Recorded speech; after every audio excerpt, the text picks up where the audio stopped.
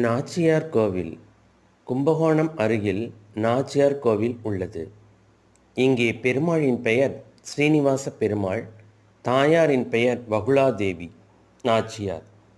இவர் சீனிவாச பெருமாளுடன் ஒரே கருவறையில் மூலவருடன் காட்சியளிக்கிறார்.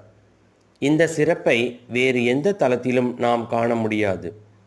சீனிவாச பெருமாளுக்கு வலது பக்கத்தில் வகுளாதேவி நாச்சியார் எழுந்தருளியிருக்கிறார். வகுளாதேவி நாச்சியார் மகாலட்சுமியின் ரூபம், வரத முத்திரையுடன் அருள்பாலிக்கிறார். இவர் மகரிஷியின் மகளாக வந்து பெருமாளை திருமணம் செய்து கொண்டார். இங்கே கல்கருடன் விசேஷம். எல்லா தலங்களிலும் பார்த்துருப்பீங்க தங்க கருடன், வெள்ளி கருடன் அப்படின்னு. ஆனால் இங்கே கல்கருடன் மூலவரே உற்சவராகி பெருமாளை சுமந்து செல்வார். நாச்சியார் சேஷ வாகனத்தில் பயணிப்பார்.